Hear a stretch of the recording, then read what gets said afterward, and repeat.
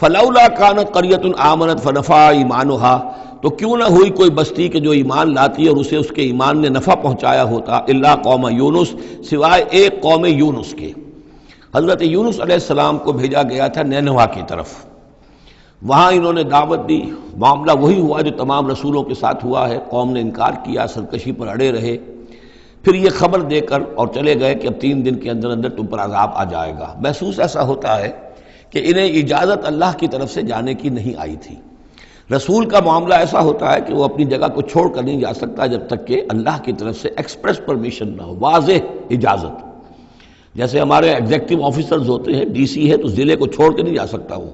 بغیر اجازت کے، اس لیے کہ ظاہر بات ہے وہاں کے امن و امان کا سارے ذمہ داری اس کی ہے۔ تو نبی کا معاملہ مختلف ہے، رسول کا مختلف ہے۔ رسول کو جب کسی جگہ پر، کسی قوم کی طرف، کسی علاقے کی طرف بھیج دیا گیا، اب چاہے کچھ بھی ہو، جب تک کہ وہاں پر سے اجازت نہ آئے کہ اس قوم کو چھوڑ کر تم جا سکتے ہو، رسول نہیں جا سکتا۔ چنانچہ آپ کو معلوم ہوتا ہے کہ جب سیرت میں آپ پڑھتے ہیں ہجرت کے واقعات، تو حضرت ابوبکر جو ہیں، حضور نے عام مسلمانوں کو اجازت دے دی تھی چلے جاؤ مدینے، لیکن خود انتظار میں تھے کہ اللہ کی طرف سے خصوصی اجازت آ جائے۔ حضرت ابوبکر پوچھتے رہتے تھے، اونٹنیاں تیار کی ہوئی تھیں، لیکن جب تک وہ اجازت نہیں آئی آپ وہاں سے روانہ نہیں ہوئے۔ تو ایسا محسوس ہوتا ہے کہ حمیت دین میں کچھ بہت زیادہ جوش آیا حضرت یونس علیہ السلام کے۔ بہرحال حمیت دینی اور اللہ کی غیرت جو ہے وہ اچھی شے ہے، لیکن وہ جوش کے اندر بس صرف یہ ان سے نظر انداز ہو گیا معاملہ کہ اپنی اللہ تعالیٰ کی طرف سے واضح اجازت آئے بغیر اپنی قوم کو چھوڑ کر چلے گئے۔ اس کا نتیجہ یہ نکلا کہ جب عذاب کے آثار شروع ہوئے اور قوم نے دیکھا کہ جو بات کہی تھی یونس نے وہ تو صحیح نکل رہی ہے، لہذا وہ پوری قوم نے توبہ کی، گڑ گڑائے، اپنے سب بچوں کو عورتوں کو لے کر باہر نکل آئے، مال مویشی سامان لے کر گڑ گڑا کر اللہ سے توبہ کی، تو اللہ نے ان کی توبہ کو قبول کر لیا۔ حالانکہ عذاب کے آثار شروع ہونے کے بعد توبہ قبول نہیں ہوتی،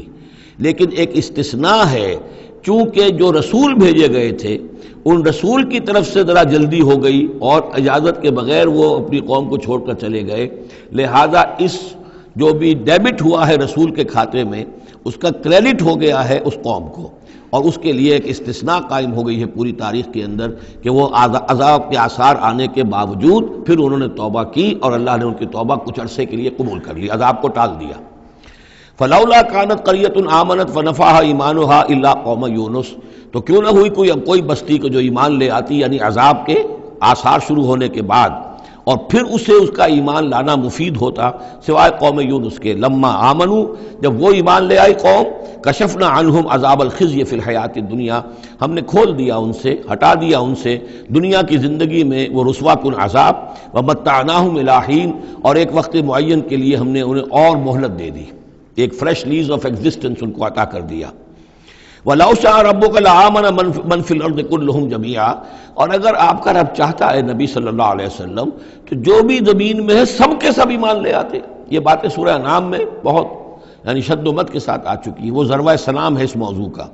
کہ آپ کے دل میں کتنی بھی خواہش ہو کہ یہ سب لوگ ایمان لے آئیں، لیکن یہ کہ اللہ تعالیٰ نے تو ضابطہ رکھا ہوا، جو طالب حق ہوگا اسے حق ملے گا، جو طالب ہدایت ہوگا اسے ہدایت ملے گی، جو ضد پر، ہٹ درمی پر، تعصب پر اور کسی ضد میں آ گیا ہے اسے اللہ تعالیٰ ہدایت نہیں دے گا۔ اگر جبراً اللہ نے ہدایت دینی ہوتی تو دنیا میں کوئی بھی کافر نہ ہوتا، سب کے سب مومن ہوتے، متقی ہوتے۔ آخر اللہ کے فرشتے کتنے ہیں؟ سب مومن ہیں، متقی ہیں، پاک ہیں، صاف ہیں، کہیں کوئی غلطی نہیں، معصیت نہیں، کہیں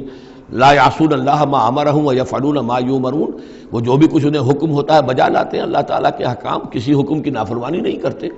انسانوں کو پیدا کیا ہے امتحان کے لیے، خلق الموت والحیات لیبلوکم ایکم احسن عملا، لہذا آپ اس معاملے میں بس اپنا فرض ادا کریں، باقی کون ایمان لا رہا ہے کون نہیں لا رہا وہ معاملہ ہم سے متعلق ہے۔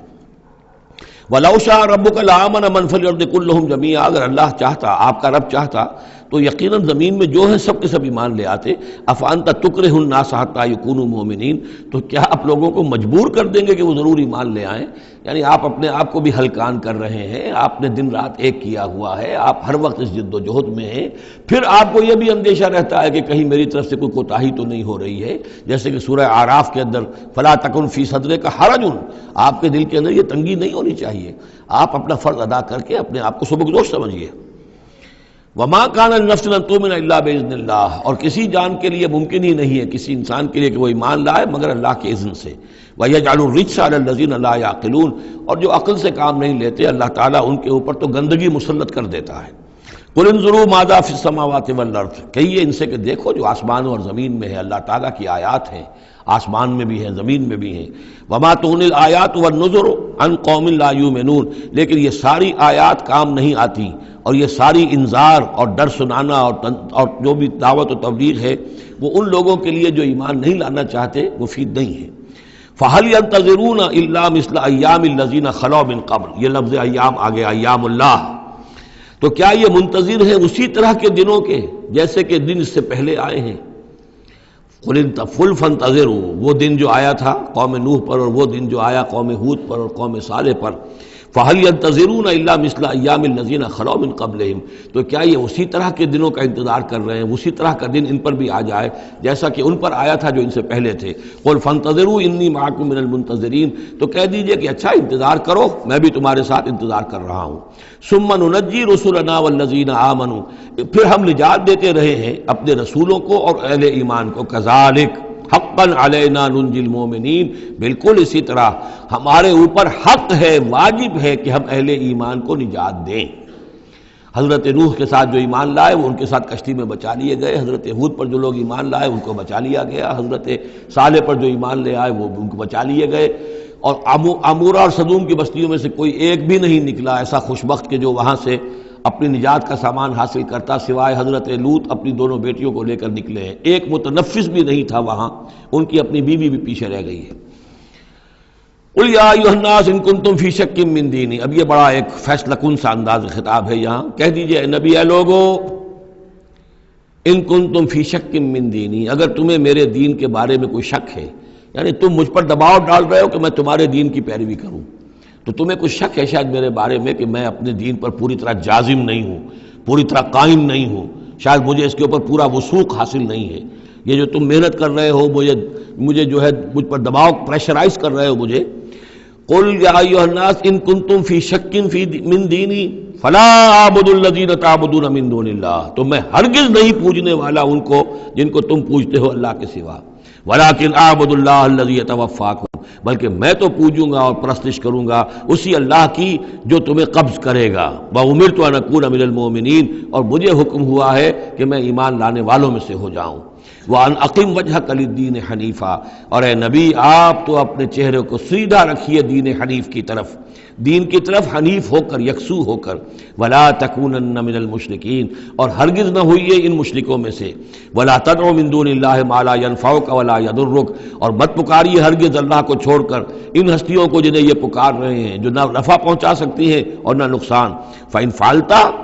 اور اگر بالفرض آپ نے ایسا کیا، فَإِنَّكَ إِذًا مِّنَ الظَّالِمِينَ، تو پھر آپ بھی ظالموں میں سے ہو جائیں گے۔ وَإِن يَمْسَسْكَ اللَّهُ بِضُرٍّ فَلَا كَاشِفَ لَهُ إِلَّا هُوَ، اور اگر اللہ تعالیٰ آپ کو کوئی ضرر پہنچائے، تکلیف پہنچائے، تو کوئی نہیں ہے اس کا کھولنے والا، دور کرنے والا سوائے اس کے۔ وَإِن يُرِدْكَ بِخَيْرٍ، اور اگر وہ ارادہ کر لے آپ کے ساتھ بھلائی کا، خیر کا، اچھائی کا، فَلَا رَادَّ لِفَضْلِهِ، تو اس کے فضل کو لوٹانے والا کوئی نہیں جو آڑ بن جائے، روک بن جائے، رکاوٹ بن جائے اس کے فضل کے راستے میں۔ يُصِيبُ بِهِ مَن يَشَاءُ مِنْ عِبَادِهِ، وہ اپنا فضل دیتا ہے اپنے بندوں میں سے جس کو چاہتا ہے، پہنچاتا ہے جس کو چاہتا ہے۔ وَهُوَ الْغَفُورُ الرَّحِيمُ، اور وہ غفور اور رحیم ہے۔ قُلْ يَا أَيُّهَا النَّاسُ، کہہ دیجئے اے لوگو، قَدْ جَاءَكُمُ الْحَقُّ مِنْ رَبِّكُمْ، تمہارے پاس تمہارے رب کی طرف سے حق آ چکا ہے۔ فَمَنِ اهْتَدَىٰ، تو جو کوئی بھی ہدایت پائے، فَإِنَّمَا يَهْتَدِي لِنَفْسِهِ، تو وہ اپنے بھلے کو ہدایت پاتا ہے، اس کا فائدہ اسی کو ہوگا، عاقبت اس کی سنورے گی، اللہ کی رحمت اس کے شامل حال ہوگی۔ وَمَنْ ضَلَّ، اور جو بھٹک جائے، جو گمراہ ہو جائے، فَإِنَّمَا يَضِلُّ عَلَيْهَا، تو وہ بھی اپنی جان پر وبال لے گا، اس کا سارا وبال اس کی اپنی جان پر آئے گا۔ وَمَا أَنَا عَلَيْكُمْ بِوَكِيلٍ، اور میں کوئی تمہارا ذمہ دار نہیں ہوں، میں تمہارے اوپر کوئی داروغہ بنایا نہیں گیا ہوں، میں تمہارے بارے میں مسئول نہیں ہوں، اللہ کے ہاں مجھ سے تمہارے بارے میں باس پرس نہیں ہوگی۔ وَلَا تُسْأَلُ عَنْ أَصْحَابِ الْجَحِيمِ، آپ سے نہیں پوچھا جائے گا جہنمیوں کے بارے میں۔ وَاتَّبِعْ مَا يُوحَىٰ إِلَيْكَ، اور اے نبی آپ پیروی کرتے جائیے اس کی کہ جو آپ کی طرف وحی کیا جا رہا ہے۔ وَاصْبِرْ، اور صبر کیجئے، جمے رہیے، ڈٹے رہیے، ان کے دباؤ کو برداشت کیجیے، حتیٰ یحکم اللہ، یہاں تک کہ اللہ تعالیٰ فیصلہ سنا دے، وہو خیر الحاکمین، اور یقیناً وہ بہترین فیصلہ کرنے والا ہے۔ سورۃ ہود، بسم اللہ الرحمن الرحیم۔ یہ اب جوڑا ہے، اس جوڑے کا دوسرا فرد سورہ ہود۔ یہاں آپ دیکھیں گے کہ برعکس ترتیب ہو جائے گی،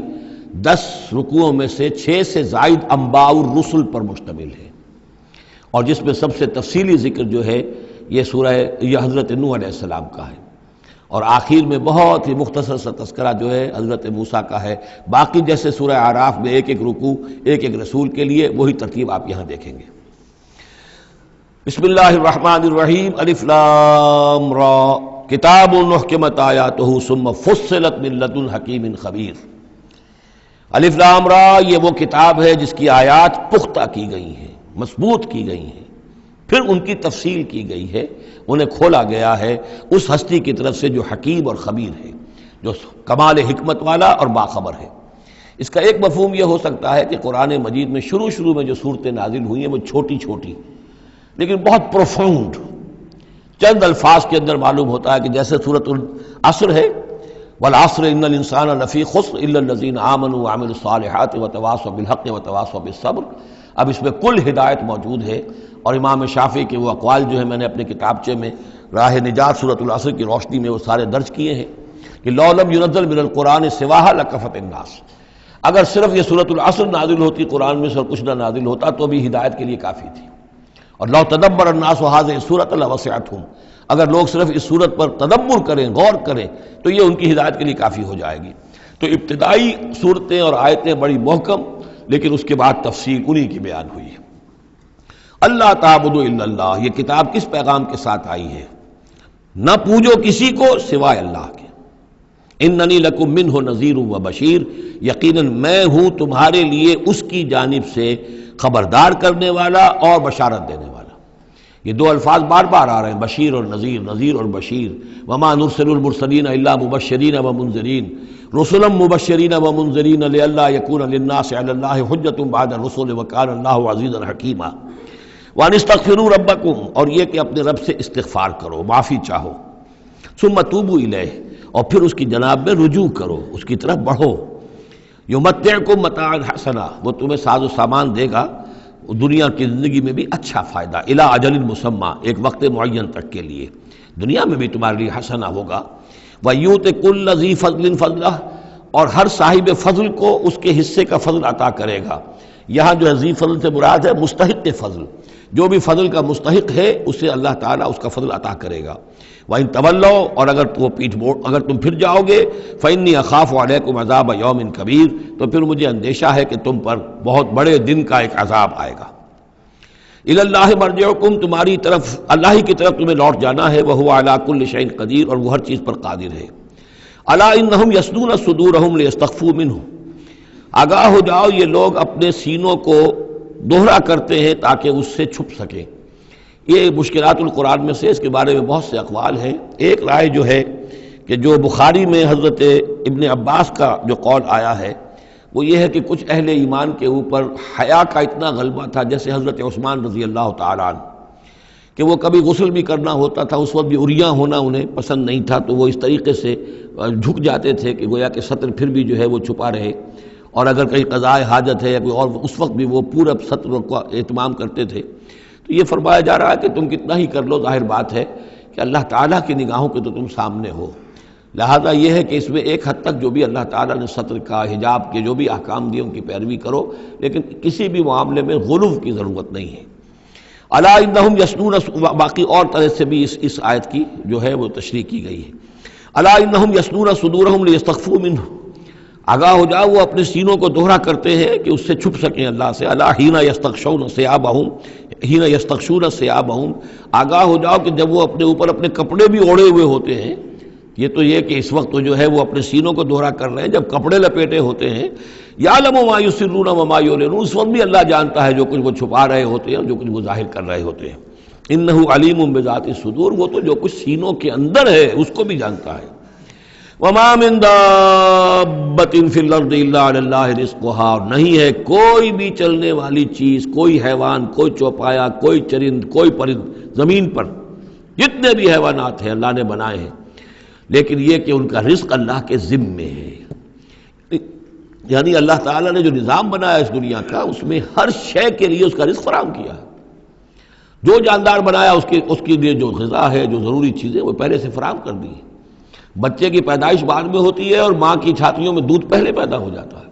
تو اللہ تعالیٰ کی طرف سے یہ نظام جو ہے ایسا ہے۔ یہ دوسری بات ہے کہ لوگوں نے تقسیم دولت کا نظام غلط کر دیا، تو کچھ لوگ بھوکے رہ گئے، کچھ ننگے ہو گئے، کچھ نے دولت سمیٹ کر جو ہے اپنے کھتے بھر لیے، انبار لگا لیے۔ یہ انسانوں کا معاملہ ہے، یہ انہوں نے غلط کام کیا ہے، ورنہ اللہ تعالیٰ نے تو تمام جو بھی جتنی بھی مخلوقات ہیں ان کے لیے کافی اور وافی رزق جو ہے وہ پیدا کیا ہے۔